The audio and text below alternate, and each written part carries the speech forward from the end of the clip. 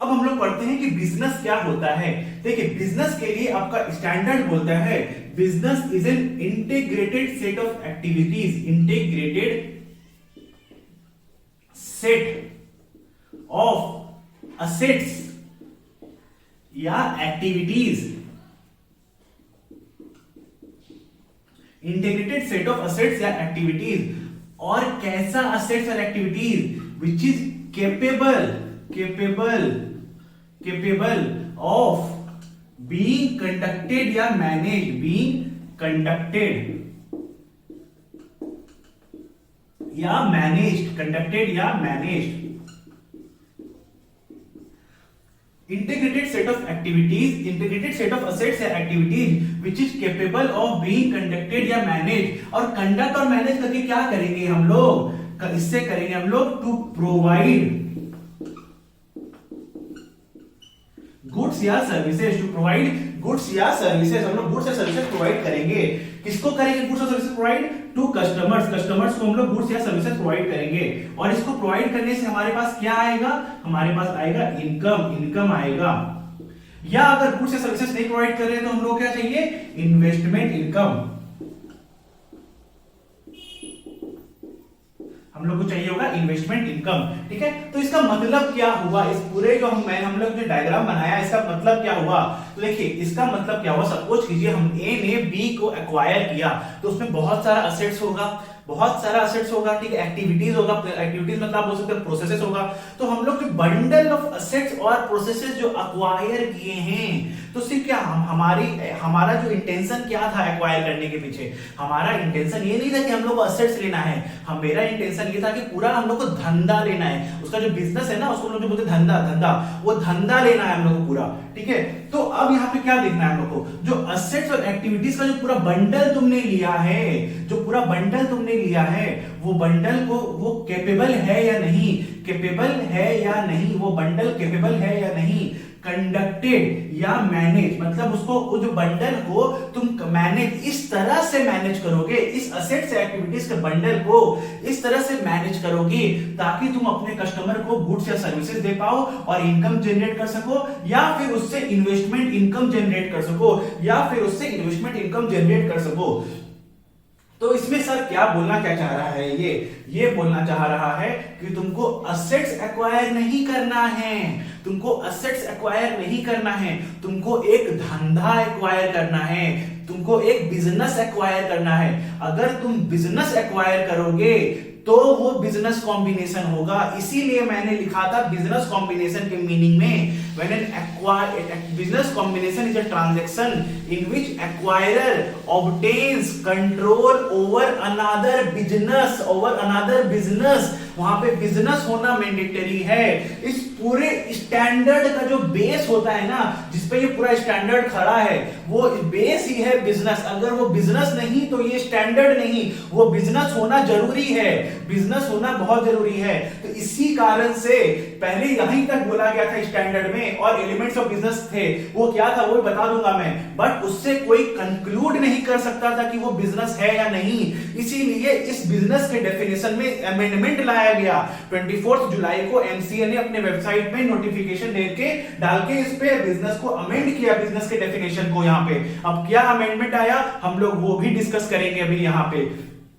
तो अभी तक हम लोग पढ़े इंटीग्रेटेड सेट ऑफ असेट्स या एक्टिविटीज, मतलब हम जो असेट्स और एक्टिविटीज का एक बंडल एक्वायर किए हैं वो कैपेबल होना चाहिए, मतलब उसमें क्षमता होना चाहिए, उसमें ये एबिलिटी होना चाहिए, कैपेबल होना चाहिए वो क्या, टू मैनेज। हम लोग उसको इस तरह से कंडक्ट करें या मैनेज करें ताकि हम उससे गुड्स या सर्विसेज बना सकें या फिर उससे इन्वेस्टमेंट इनकम जनरेट कर सकें। ठीक है, ये होता है आपका बिजनेस का डेफिनेशन। अब आइए हम लोग पढ़ते हैं बिजनेस के एलिमेंट्स क्या होते हैं, उसके बाद हम लोग पढ़ेंगे जो बिजनेस के डेफिनेशन में जो अमेंडमेंट आया है। आइए अब हम लोग पढ़ लेते हैं एलिमेंट्स ऑफ बिजनेस। तो एलिमेंट्स ऑफ बिजनेस में 3 एलिमेंट्स होते हैं। पहला होता है आपका इनपुट्स, तो दूसरा होता है आपका प्रोसेस, और तीसरा होता है आपका आउटपुट। ठीक है, तो इनपुट्स क्या होता है? इनपुट्स होता है आपका economic resources, economic resources.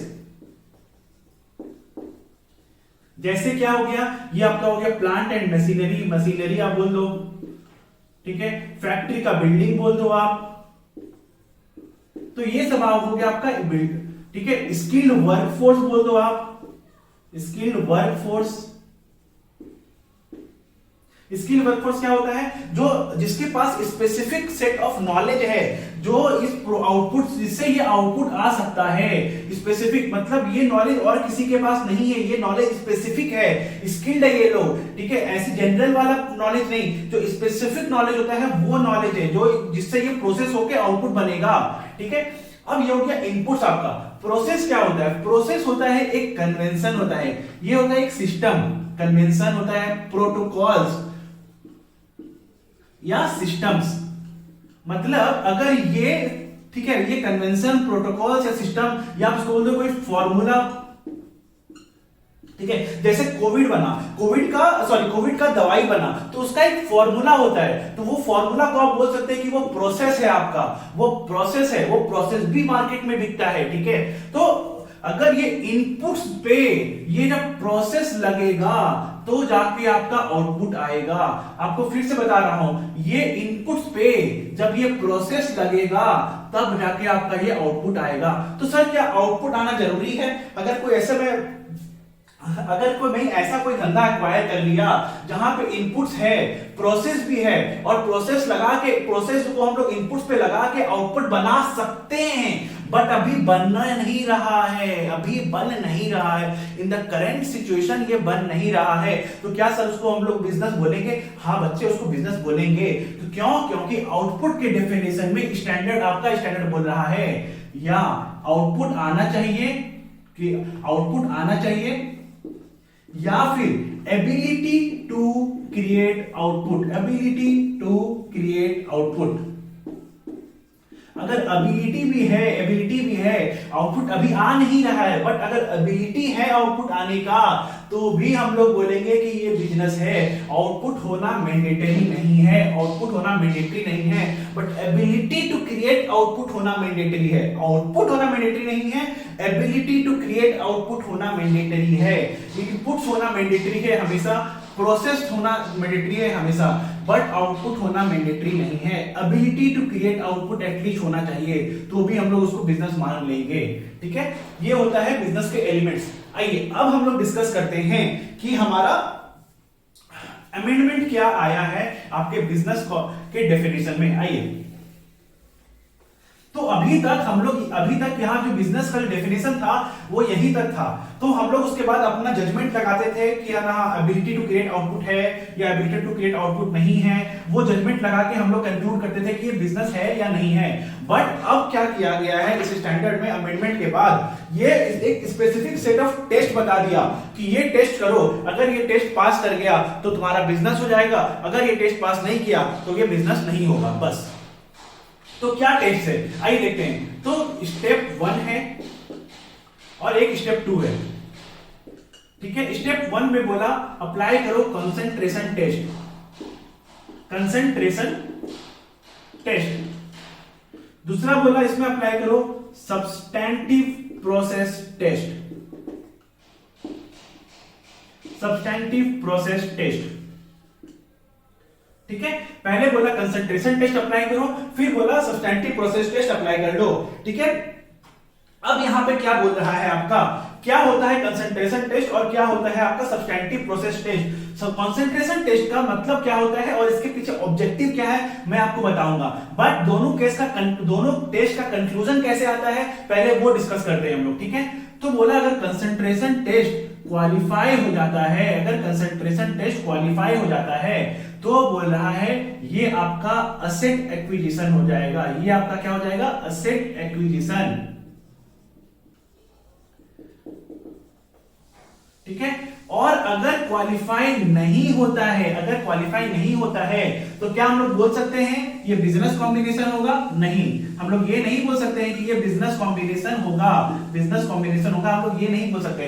But हाँ, अगर क्वालिफाई नहीं हुआ तो ये बोलेंगे कि ये असेट एक्विजिशन नहीं है, ये असेट एक्विजिशन नहीं है, ठीक है। बट बिजनेस कॉम्बिनेशन है या नहीं है वो हम लोग को सब्सटैंटिव प्रोसेस टेस्ट करके पता चलेगा। बट इतना कंक्लूड कर सकते हैं कि भाई ये असेट एक्विजिशन नहीं है अगर एक टेस्ट क्वालिफाई नहीं करता है तो, ठीक है। क्वालिफाई कर गया तो ये असेट एक्विजिशन हो गया। अब आते हैं सब्सटेंटिव प्रोसेस टेस्ट पे हम लोग। सब्सटेंटिव प्रोसेस टेस्ट क्या होता है? ये बोला अगर ये टेस्ट पास हो गए तब तुम बिजनेस हो, अगर क्वालिफाई पास हो गए तब ये बिजनेस क्वालिफाई कर जाएगा और कुछ टेस्ट अप्लाई करने का जरूरत नहीं है, और अगर ये क्वालिफाई नहीं किया तो वो बिजनेस नहीं है, बिजनेस नहीं है। ठीक है, तो अब आप बोल सकते हो क्या सर कंसंट्रेशन टेस्ट तो एसेट एक्विजिशन का टेस्ट है और सब्सटेंटिव प्रोसेस टेस्ट बिजनेस का टेस्ट है। हाँ बोल सकते हैं, ठीक है, तो इसको आप ये भी बोल सकते हो सब्सटेंटिव प्रोसेस टेस्ट को क्या बिजनेस टेस्ट, हाँ बोल सकते हैं हम लोग इसको बिजनेस टेस्ट भी बोल सकते हैं। ठीक है, बिजनेस का असेसमेंट होता है इसमें। यही टेस्ट हम लोग को बताता है कि जो हम लोग इंटीग्रेटेड सेट ऑफ असेट्स और एक्टिविटीज जो एक्वायर किए हैं, याद कीजिए बिजनेस का डेफिनेशन मैंने क्या बताया था, इंटीग्रेटेड सेट ऑफ असेट्स या activities which is capable of being conducted या मैनेज। तो ये टेस्ट बताता है कि इट इज केपेबल और नॉट, इट इज केपेबल और नॉट, यही टेस्ट बताता है वो चीज वो केपेबल है या नहीं है। ठीक है, तो अब देखते हैं, तो हम लोग अब चलो समझते हैं, पहले कंसंट्रेशन टेस्ट को एक बार हम लोग साइड में रखते हैं, हम लोग पहले सब्सटेंटिव प्रोसेस टेस्ट को समझेंगे। ठीक है, उसके बाद फिर हम लोग जाएंगे कंसंट्रेशन टेस्ट में। अब हम लोग डिस्कस करते हैं सब्सटेंटिव प्रोसेस टेस्ट क्या होता है। तो अभी तक हम लोगों ने एलिमेंट्स में डिस्कस किया था कि 3 एलिमेंट्स होते हैं, इनपुट होना जरूरी है, आउटपुट प्रोसेस होना जरूरी है, और आउटपुट हो भी सकता है या नहीं भी हो सकता है। ठीक है, तो वही सब्सटेंटिव प्रोसेस टेस्ट बोलता है कि ये जो बिजनेस आपने जो अक्वायर किया है उसमें ये जो प्रोसेस है ना वो सब्सटेंट, तो उस जो आपने जो इंटीग्रेटेड सेट ऑफ असेट्स और एक्टिविटीज एक्वायर किया है उसमें अगर आउटपुट नहीं भी है तो कोई जरूरत नहीं है, बट आपका एटलीस्ट एक इनपुट होना जरूरी है, और जो प्रोसेस आप एक्वायर कर रहे हो वो प्रोसेस सब्सटेंटिव होना जरूरी है, प्रोसेस सब्सटेंटिव होना बहुत जरूरी है।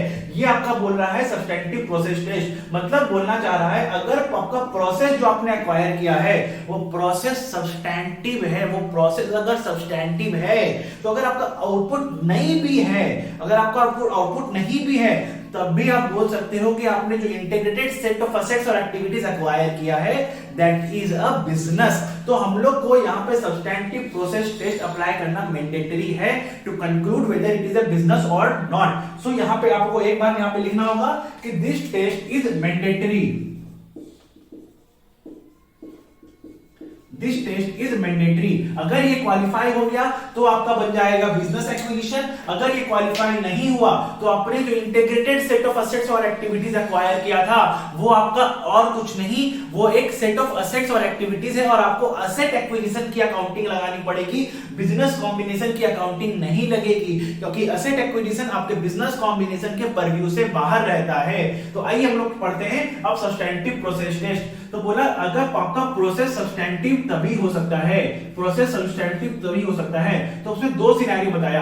पहला सिनेरियो क्या, सिनेरियो 1 कि आपका आउटपुट आपके कंपनी में आउटपुट नहीं है।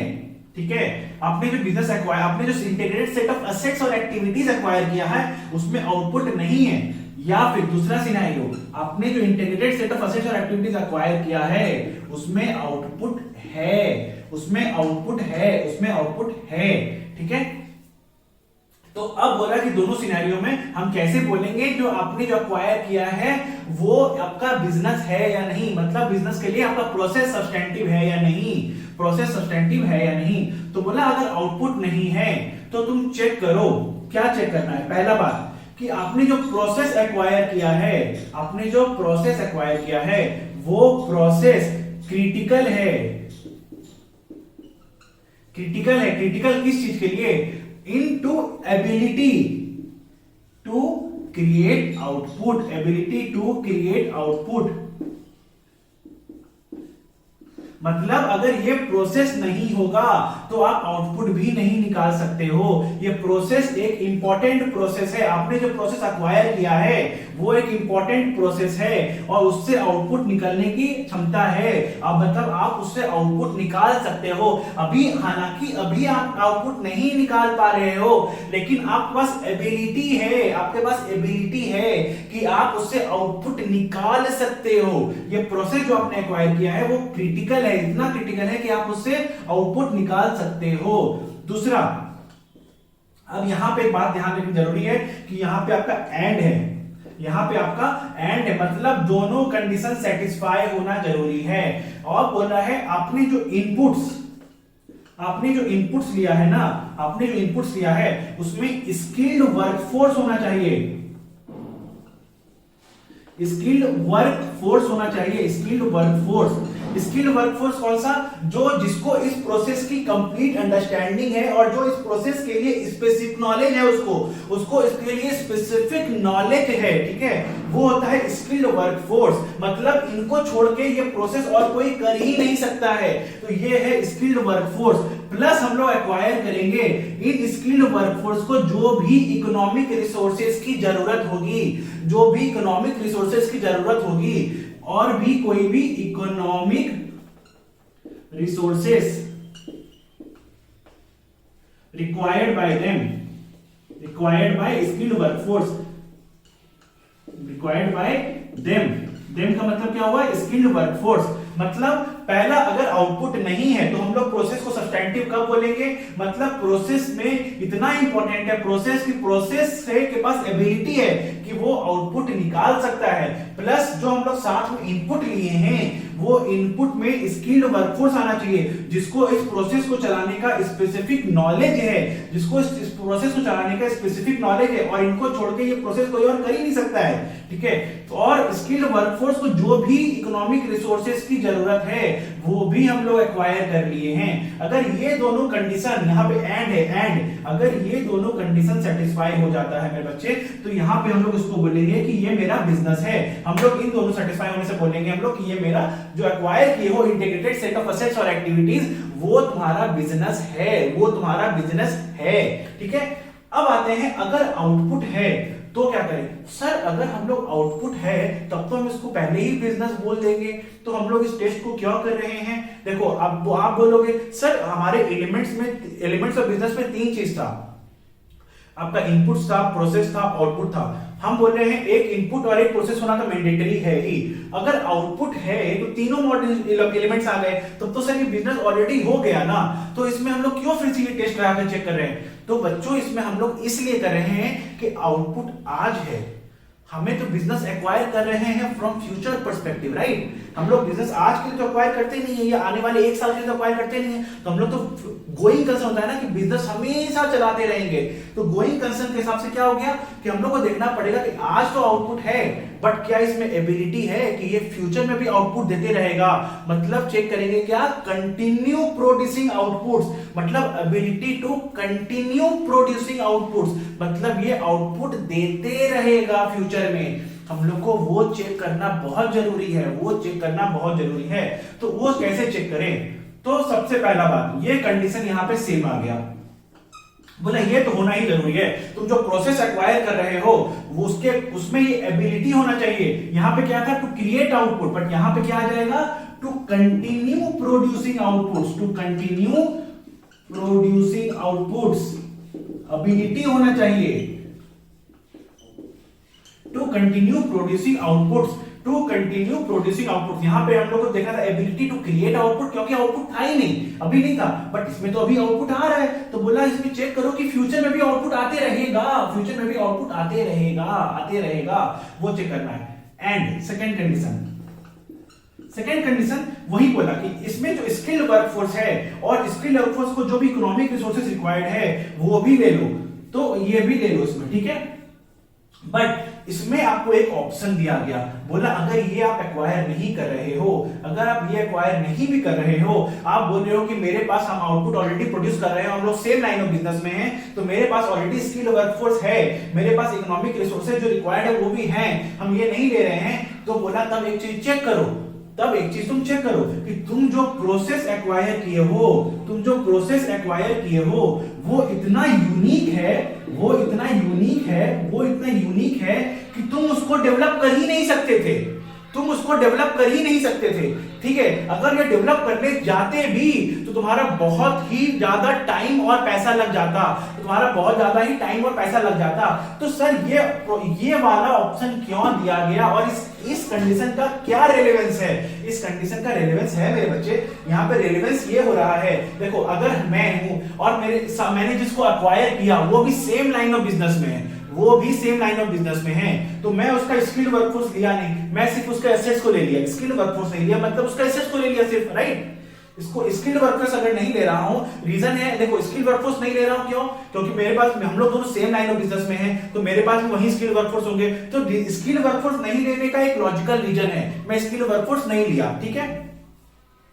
अब क्या हो रहा है, मैं स्किल वर्कफोर्स नहीं लिया हूं, तो मेरे को ये प्रूफ, तो मैंने सिर्फ, तो मैं एक्वायर क्या किया, मैं एक्वायर किया वहां पे कुछ असेट्स और कुछ प्रोसेसेस, कुछ एसेट्स और कुछ प्रोसेसेस एक्वायर किया, तो कुछ डिफरेंस तो आया नहीं ना मेरे पास। तो मेरे को वहां पे ये चीज प्रूफ करना पड़ेगा कि ठीक है, देखो ये प्रूफ करना पड़ेगा कि जो मैंने प्रोसेस एक्वायर किया है ना, ये प्रोसेस मैं बना ही नहीं सकता था, इस प्रोसेस को मैं बना ही नहीं सकता था, इसीलिए मैंने इसको एक्वायर किया और इससे मुझे सिनर्जी मिलेगी, इससे मुझे सिनर्जी मिलेगी, इस बिजनेस को एक्वायर करने से मुझे सिनर्जी मिलेगी, इस इंटीग्रेटेड सेट ऑफ असेट्स और एक्टिविटीज को एक्वायर करने से मुझे सिनर्जी मिलेगी, इसलिए मैंने इसको एक्वायर किया है। तो बोलना पड़ेगा ये प्रोसेस जो एक्वायर किया है वो इतना यूनिक है या इतना स्कार्स है, मतलब अवेलेबल नहीं है मार्केट में, ठीक है, इतना स्कार्स है कि हम उसको डेवलप कर ही नहीं सकते थे, और अगर डेवलप करने जाते भी तो मेरा significant amount of time and efforts लग जाता,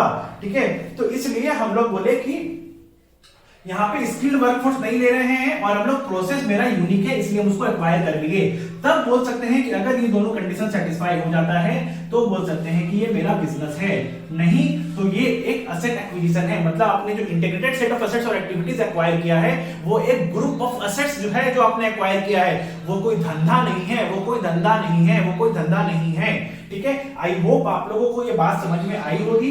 देखो अब मैं फिर से एक बार इसको एक बार रन थ्रू करा रहा हूं आप लोग के बेटर अंडरस्टैंडिंग के लिए। सब्सटेंटिव प्रोसेस टेस्ट क्या होता है, बोलता है कि आपको जो एक्वायर कर रहे हो उसमें इनपुट होना जरूरी है और एक प्रोसेस होना जरूरी है जो सब्सटेंटिव होना चाहिए, आउटपुट नहीं भी हो सकता है, आउटपुट हो भी सकता है, ठीक है। अगर आउटपुट नहीं है तो तुम जो प्रोसेस एक्वायर किए हो ना, हम क्या बोले यहाँ पे, इनपुट प्लस प्रोसेस एक्वायर करना है, राइट। तो जो तुम प्रोसेस एक्वायर किए हो ना, वो प्रोसेस इतना ज्यादा ही क्रिटिकल प्रोसेस है कि उस प्रोसेस को अगर हम लोग इनपुट पे लगाएंगे तो हम आउटपुट क्रिएट कर सकते हैं, मेरे पास एबिलिटी है, अभी नहीं है आउटपुट कोई बात नहीं, बट मेरे पास एबिलिटी है, ठीक है, कि आउटपुट होगा मेरे पास। अब ये क्या है, हम लोग स्किल्ड वर्कफोर्स लिए हैं, ठीक है, वो वही इनपुट, मतलब इसी ये प्रोसेस को ये स्किल वर्कफोर्स में लोग लगाएंगे, ठीक है। तो ये स्किल वर्कफोर्स इतना है, ये ऐसा स्किल वर्कफोर्स है कि इस प्रोसेस पे सिर्फ यही लोग काम कर सकता है और कोई काम नहीं कर सकता है, ठीक है। और हम लोग इन स्किल वर्कफोर्स को जो भी इकोनॉमिक रिसोर्सेज की रिक्वायरमेंट है वो भी ले लिए हैं ताकि मेरा आउटपुट निकलने की क्षमता रहे, आउटपुट निकलने की क्षमता रहे, ठीक है।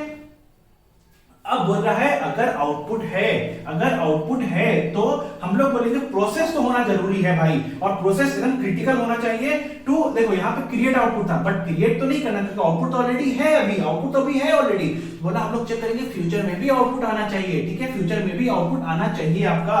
और या तो आप स्किल वर्कफोर्स जो इस पे काम कर रहा है वो ले लो और जो उनको इकोनॉमिक रिसोर्सेज रिक्वायर्ड है वो ले लो, बट अगर बोलते हो कि हम लोग दोनों सेम लाइन ऑफ बिजनेस में हैं, हम तो ऑलरेडी इस स्किल वर्कफोर्स को हम भी हायर कर रखे हैं, इस टाइप के स्किल वर्कफोर्स को, तो हमको क्यों लेंगे इसको, तो बोला हम नहीं ले रहे इसको। तो बोला अगर ऐसा बात है तो एटलीस्ट तुम अगर तुम ऐसा बोल रहे हो ना तो तुमको लेने से, उसको बिजनेस को एक्वायर करने से बेनिफिट क्या हुआ, तुमको तो कोई बेनिफिट नहीं हुआ, तुम तो सिर्फ उसका असेट्स एक्वायर कर ली बेस ऑफ। तो बोला नहीं ऐसा नहीं है, हम उसका असेट्स एक्वायर नहीं किए हैं, उसका जो प्रोसेस है ना, उसका प्रोसेस इतना यूनिक है कि हम डेवलप ही नहीं कर पाते, ठीक है, मार्केट में वही एक था जो डेवलप कर सका था उसको, इसलिए हम उसका बिजनेस को एक्वायर कर लिए। स्किल वर्कफोर्स लेके हम क्या करते, स्किल वर्कफोर्स ऑलरेडी मेरे पास भी है इसलिए हम स्किल वर्कफोर्स नहीं लिए, बट उसका प्रोसेस यूनिक था इसलिए हम प्रोसेस ले लिए उसका, तो वो धंधा हो गया आपका, ठीक है।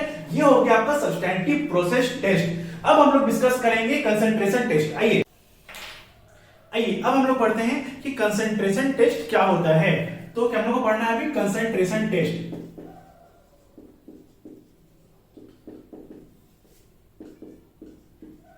तो कंसंट्रेशन टेस्ट पढ़ने के पहले मैं आप लोगों को पहले क्या बताया था कि ये स्टेप 1 है और इसमें अगर ये क्वालिफाई हो जाता है, तो ये आपका हो जाएगा असेट एक्विजिशन, ठीक है, ये आपका असेट हो जाएगा असेट एक्विजिशन, ठीक है, मतलब बिजनेस कॉम्बिनेशन नहीं होगा, वो बिजनेस एक्विजिशन नहीं होगा, बिजनेस का एक्विजिशन नहीं होगा, ठीक है। अगर ये क्वालिफाई नहीं हो पाता, अगर ये क्वालिफाई नहीं हो पाता है तो क्या इसका मतलब ये होगा कि वो बिजनेस है? नहीं बच्चों, यही तो यहां पे देखना है हमें कि अगर क्वालिफाई हो गया तब तो ये कंक्लूड हो गया, फाइनल कि ये एसेट एक्विजिशन है। बट अगर क्वालिफाई नहीं हुआ तब ये नहीं बोल सकते हो कि ये बिजनेस है, ये नहीं बोल सकते हैं कि ये बिजनेस है। हम लोग को फिर अपने स्टेप 2 में जाना पड़ेगा। स्टेप 2 क्या था आपका? Substantive process test. Substantive process test, आपको सब्सटेंटिव प्रोसेस टेस्ट में जाना ही पड़ेगा आपका। तो मतलब क्या हुआ कि for conclusion that it is a business, concentration test is not required, it is just an optional, it is optional, it is optional, ठीक है, it is optional, it is optional। तो यहाँ पे हम लोग को क्यों, क्योंकि इसका कंक्लूजन क्या होता है, अगर ये क्वालिफाई हो गया तो ये एसेट एक्विजिशन है, ये एसेट एक्विजिशन है। तो ये केस सर ये अगर ऑप्शनल है तो कंपनी इसको क्यों ही फॉलो करेगी?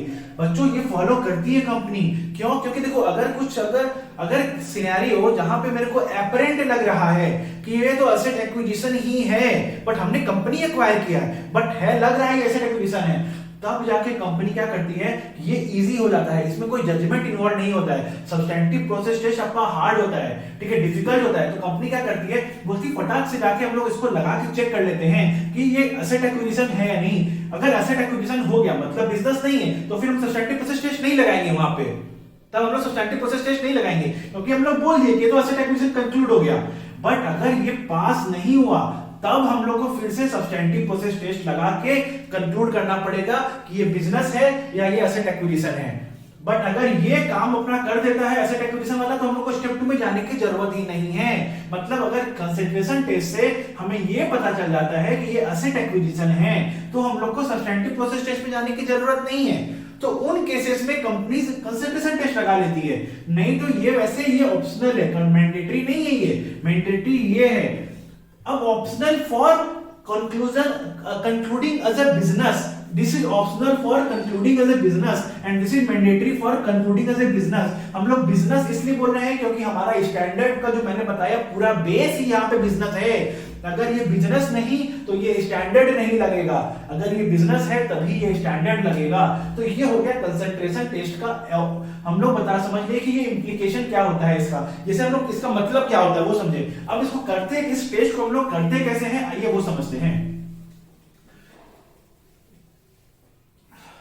तो इसको करने का मतलब है, और इसका मतलब जो है इंडिया जो बोलना चाह रहा है उसके पीछे वो बोलता है कि आपने जो भी कंसिडरेशन, सपोज कीजिए आपने कंपनी को एक्वायर किया है, आपने जो कंपनी को एक्वायर किया है, सपोज कीजिए ए लिमिटेड बी लिमिटेड को एक्वायर किया, और एक्वायर करने के लिए उसको 1000 करोड़ रुपीस दिया, 1000 करोड़ रुपीस दिया। अब बोल रहा है बी के बैलेंस शीट में एक लैंड था, बी के बैलेंस शीट में एक लैंड था जो कि 900 करोड़ का था, 900 करोड़ का था, जो कि 900 करोड़ का था। तो बोल रहा है कि तुमने जो कंसिडरेशन दिया 1000 करोड़ का, वो तुम बी का बिजनेस को परचेज करने नहीं दिया, तुमको तो सिर्फ उसका वो दिख रहा था, लैंड दिख रहा था, तुमको तो सिर्फ उसका लैंड दिख रहा था। तुमने सोचा अच्छा अगर मैं बी को एक्वायर कर लूंगा तो मेरा ये जो लैंड है इतना, वो लैंड पूरा मेरा हो जाएगा, ये लैंड पूरा मेरा हो जाएगा, ये जो इसका लैंड दिख रहा था मुझे। तो ऐसा केस सपोज कीजिए एक आर्सेलर मित्तल, एक बिजनेस है, ये कंपनी आर्सेलर मित्तल। अब यहां पे सपोज कीजिए एसआर स्टील है, आर्सेलर मित्तल ने एसआर स्टील को एक्वायर कर लिया, आर्सेलर मित्तल ने एसआर स्टील की कंपनी को एक्वायर कर लिया। अब क्या हुआ, क्योंकि सपोज कीजिए एसआर स्टील का जो था जो बिजनेस बंद हो गया था, तो वही मैं आपको इसको एक प्रैक्टिकल सिनेरियो बताने चाह रहा हूं, अगर आपको ये ऐसा कब होता है, ठीक है। सपोज कीजिए एसआर स्टील का जो था इसका बिजनेस पूरा बंद हो गया था, बट इसके पास बहुत बड़ी बड़ी फैक्ट्रीज थी, बहुत बड़ी बड़ी फैक्ट्रीज थी, ठीक है, बट फैक्ट्रीज बंद पड़ी थी, फैक्ट्री के अंदर बड़े बड़े प्लांट एंड मशीनरी थे, ठीक है, बट वो सब बंद पड़े थे। उसमें दोनों ही आर्सेलर मित्तल भी स्टील का प्रोडक्शन करता है और एसआर स्टील भी स्टील का प्रोडक्शन करता है, ठीक है। तो अब एसआर स्टील में क्या हुआ कि उसकी फैक्ट्रीज बड़े बड़े, फैक्ट्री में प्लांट एंड मशीनरी बहुत बड़ी बड़ी प्लांट एंड मशीनरी, बट इसका बिजनेस ठप बंद हो गया है। तो अब क्या किया आर्सेलर मित्तल, सोचा अगर मैं इस कंपनी को एक्वायर कर लूंगा तो मेरा भी स्टील बनाने का धंधा जो है मैं उसको बहुत बड़ा कर सकता हूं, मैं उसको एक्सपेंड कर सकता हूं, ये सारा फैक्ट्री मेरा हो जाएगा, ये सारा प्लांट एंड मशीनरी मेरा हो जाएगा। तो आप बताइए, आपको एसर आर्सेलर मित्तल जो इस कंपनी को एक्वायर कर रहा है उस किस पर्पस से एक्वायर कर रहा है? क्या उसको एसर स्टील का बिजनेस चलाने में इंटरेस्ट है? बिजनेस तो इसका भी वही है, तो क्या वो एसर स्टील के नाम पे बिजनेस चलाएगा? क्यों चलाएगा? वो अपने आर्सेलर मित्तल के नाम पे बिजनेस चलाएगा। तो वो सिर्फ देख रहा है यहाँ पे कि मेरे को उसका फैक्ट्री मिल जाएगा, मेरे को उसका बड़ा बड़ा प्लांट एंड मशीनरी मिल जाएगा, जो मेरे रेलेवेंस का है। मेरा भी स्टील बनाने का बिजनेस है, उसका भी स्टील बनाने का बिजनेस था, तो ये सब मेरे को फैक्ट्री प्लांट एंड मशीनरी बनाया मेरे को मिल जाएगा, मेरे को कुछ भी एक्स्ट्रा उस पे एफर्ट्स नहीं देना पड़ेगा, मेरे को सिर्फ अपने स्टाफ और लेबर्स वहां भेजने होंगे काम करने के लिए, सिर्फ और सिर्फ सारा बनाया मुझे मिल जाएगा। तो वो उसका यहाँ पे जो इंटेंशन था वो बिजनेस एक्वायर करने का नहीं था, उसका इंटेंशन मैटर नहीं करता है। आप ये देखिए ना, ये बिजनेस था भी नहीं, ये आप इसको कंक्लूड करोगे तो ये बिजनेस था भी नहीं। अगर आप इसमें सब्सटैंटिव प्रोसेस टेस्ट लगा के भी चेक करते तो ये भी वैसे बिजनेस नहीं बनता।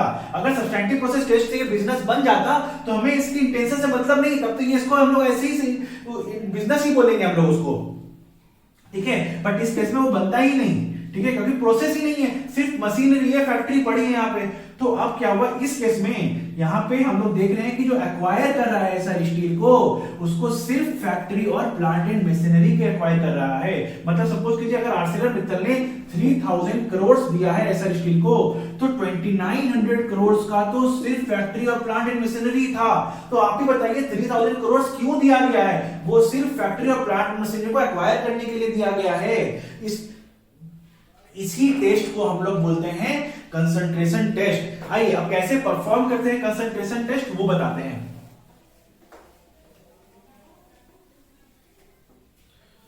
तो कंसंट्रेशन टेस्ट के लिए आपका स्टैंडर्ड बोलता है fair value of single identifiable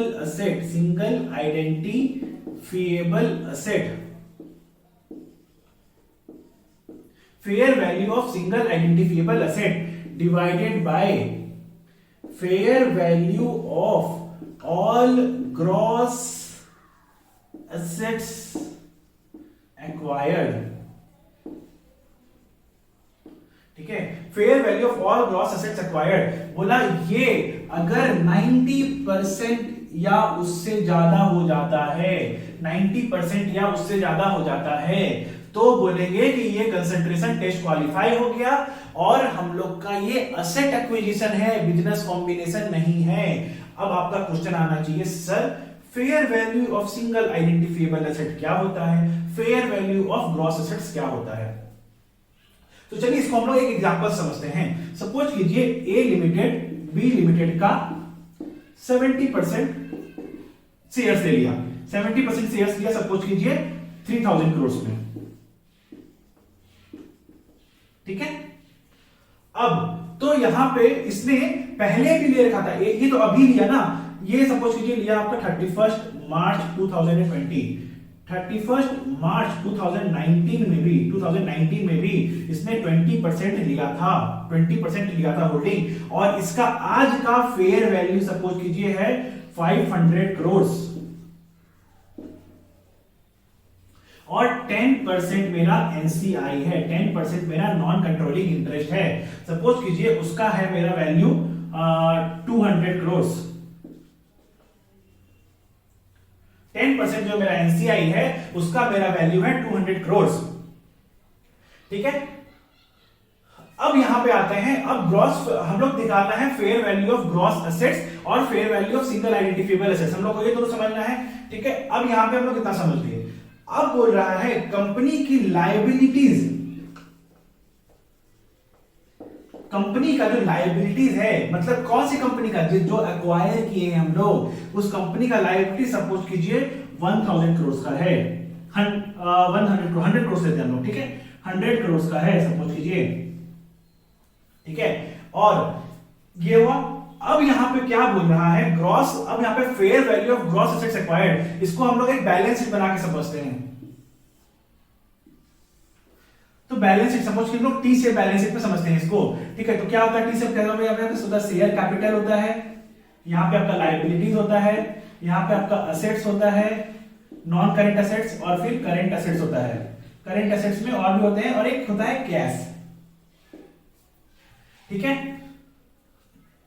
assets होता है, असेट्स में एक होता है आपका कैश, ठीक है। करेंट असेट्स में होता है कैश। तो अब बोला कि आप ये तीनों ले लो, ये तीनों ले लो और इसको इससे कंपेयर करो, ठीक है। तो अब ये बोलने का क्या, क्यों बोलना चाह रहा है ऐसा, देखिए। तो हम ये इसलिए बोलना चाह रहे हैं कि देखिए, हम अगर जो ए लिमिटेड बी लिमिटेड को एक्वायर किया, तो एक्वायर करने के लिए पेमेंट कितना किया, पेमेंट किया अभी 3000 करोड़, ठीक है। और 500 करोड़ का अभी का, उसका जो पहले एक्वायर किया था उसका अभी का फेयर वैल्यू 500 करोड़ है। और जो शेयर्स हमारे पास नहीं है, जो शेयर्स हमारे पास नहीं है उसका वैल्यू है 200 करोड़, ठीक है। अब अगर हमने बी लिमिटेड को एक्वायर कर लिया है, तो उसकी जितनी भी लायबिलिटी होगी हमको वो भी तो पे करना पड़ेगा ना। ए लिमिटेड ने अगर बी लिमिटेड को एक्वायर किया है, तो जितना भी लायबिलिटी होगा हमको वो भी तो पे करना पड़ेगा ना, हमको वो भी तो पे करना पड़ेगा ना। तो उसको भी बोला ऐड कर लीजिए, ठीक है। अब बोला हमने क्या किया, हमने बी लिमिटेड को एक्वायर किया, उसे इतना पेमेंट कर दिया और लायबिलिटी हमने उसका पे कर दिया। बट जब हम लोग एक्वायर किए तो साथ साथ कैश भी तो हमारे पास आ गया ना, ये कैश भी तो हमारे पास आ गया ना। तो सपोज करो क्या हुआ, आपने किसी के धंधे को परचेज किया और उसको 3000 करोड़ दिया, और उसके बिजनेस में ही कैश इन हैंड या कैश एट बैंक पड़ा हुआ था 100 करोड़ का, तो आपके पास वो भी तो आ गया। तो आपने, आप क्या बोलोगे, आपने नेट कितना दिया, 3000 माइनस 100, 2900 करोड़ ही दिया ना। नेट तो आप यही बोलोगे ना, क्योंकि ये कैश भी तो आपके पास, आपने एक हाथ कैश दिया एक हाथ कैश लिया, यही चीज हो रहा है। तो अब बोला है यहां पे आप कैश को माइनस कर दीजिए। बेसिकली बोलना चाहता है fair value of gross assets acquired का मतलब कि आपने जो धंधा एक्वायर किया है बी लिमिटेड का, आपने जो बी लिमिटेड को एक्वायर किया है, वो बी लिमिटेड को एक्वायर करने के लिए उसका टोटल रियल वर्थ कितना पे किया गया है। टोटल रियल वर्थ मतलब फॉर 100% शेयर होल्डिंग कितना वर्थ पे किया गया है। तो आपने इतना पे अभी किया, इतना पे आपका अभी जो पहले आपने पे किया था उसका फेयर वैल्यू अभी इतना है। इतना होल्ड नहीं करते हो, बट अगर होल्ड करते तो उसका वैल्यू इतना होता, ठीक है। और आपको एक्वायर करने के बाद आपको लायबिलिटी 100 करोड़ का चुकाना पड़ेगा, और सिंस आप एक्वायर कर लिए हो तो आपका कैश आपके पास पूरा आ गया, आपके पास कैश पूरा आ गया, आपके पास कैश अब पूरा आ गया, ठीक है। तो अब इसको सपोज करो कैलकुलेट करो, सपोज करो कैश था मेरे पास 100 करोड़ का, तो कितना आया 3000 प्लस 500 500 प्लस 200 700 प्लस 100 माइनस 100, तो ये हो गया आपका 3700 करोड़। ये हो गया आपका 3700 करोड़, 3700 करोड़। अब यहां पे क्या हो रहा है, आपने जो यहां पे एक्वायर किया, आपने जो एक्वायर किया यहां पे असेट्स, ये यहां पे फैक्ट्री था, फैक्ट्री का दाम था, फैक्ट्री में बहुत सारे मशीनरी भी थे, ठीक है। Factory plus plant and machinery दोनों मिला के ये सिंगल आइडेंटिफिएबल एसेट है, क्योंकि इनका फैक्ट्री हो गया प्लस प्लांट एंड मशीनरी मिला के सपोज कीजिए इनका वैल्यू था 3500 करोड़। और भी अदर एसेट्स थे जो करेंट एसेट्स होंगे या कुछ और एसेट्स होंगे, उनका वैल्यू सपोज कीजिए था 200 करोड़ या और जितना होगा, ठीक है, 3500 करोड़ था। तो अब बोला fair value of single identifiable asset हो गया आपका 3500 crore, fair value of gross assets acquired हो गया आपका 3700 करोड़। तो अब देखो ये परसेंटेज कितना जा रहा है, तो आप परसेंटेज अगर ये देखोगे तो 3500 डिवाइडेड बाय 3700 ये हो गया आपका अराउंड 95%, अराउंड 95%। सिंस ये 90% से ज्यादा है, तो आप बोलोगे आपने जो एक्वायर किया है वो सिर्फ और सिर्फ एक एसेट एक्वायर किया है, आपने बिजनेस एक्वायर नहीं किया है, आपने बिजनेस एक्वायर नहीं किया है, आपने जो एक्वायर किया है वो एक एसेट्स है। ये क्यों बोल रहे हैं कि ये एसेट्स है, कि आपने जितना कंसीडरेशन पे किया, आपने जितना कंसीडरेशन पे किया, आपने जितना कंसीडरेशन पे किया वो पे किया है उस majorly that is that consideration is concentrated on single asset, that consideration is concentrated on single asset, that concentration is concentrated on single asset. ठीक है, इसलिए बोला कि कंसंट्रेशन टेस्ट क्वालिफाई हो गया और आपने जो पैसा दिया है that is for acquisition of assets not business. अगर ये क्वालिफाई नहीं होता तो हम लोग फिर अपना सब्सटेंटिव प्रोसेस टेस्ट लगाते और फिर कंक्लूड करते कि वो बिजनेस है या वो बिजनेस नहीं है। तो ये है आपका कंसंट्रेशन टेस्ट। होप आप लोगों को इसका मतलब समझ में आ गया होगा। इसका बेसिक फंडा यही है कि हम लोग देख रहे हैं, हम लोग जितना अमाउंट पे किए हैं फॉर 100% शेयर होल्डिंग, क्योंकि देखिए हम लोग को अगर इसको एक्वायर करना है तो हमको शेयर होल्डिंग पे इसका 100% देखना होगा, राइट। तो हम लोग इसको हमेशा 100% शेयर होल्डिंग के हिसाब से चेक करते हैं। ठीक है, तो अब 100% शेयर होल्डिंग के हिसाब से चेक करते हैं, तो जितना अगर हम लोग नहीं भी होल्ड करते हैं तो हमको उसका भी लेना पड़ेगा। अगर हम लोग बिजनेस एक्वायर किए तो हमको लायबिलिटी भी चुकाना पड़ेगा। और कैश हमारे पास आ गया, मतलब एक हाथ दे एक हाथ ले, वो वाला हो गया। तो कैश हमारे पास आ गया, तो कैश को माइनस कर दो, इतना हो गया हम लोग को, इतना पे किए हैं इसको एक्वायर करने के लिए। ठीक है, तो अब देखो कि fair value of gross assets acquired, मतलब जितना आपने पैसा पे किया, if that is concentrated on single identifiable asset, तो बोलोगे कि ये एसेट एक्विजिशन है। तो ये हो गया। ठीक है, अब आता है सर क्या ये 90% आपके स्टैंडर्ड में लिखा हुआ है? नहीं, ये स्टैंडर्ड में लिखा हुआ है सब्सटैंशियल वर्ड, बट आपका आईसीआई स्टडी मटेरियल 90% को डिफाइन करता है। ठीक है, आपके आईसीआई स्टडी मटेरियल पे इस पे एक एग्जांपल भी है, आई सजेस्ट कि आप उसको सॉल्व कीजिएगा। ये नया अमेंडमेंट है तो इसे 4 मार्क्स से क्वेश्चन आने की प्रोबेबिलिटी रहेगी। ठीक है, तो ये हो गया आपका कंसंट्रेशन टेस्ट।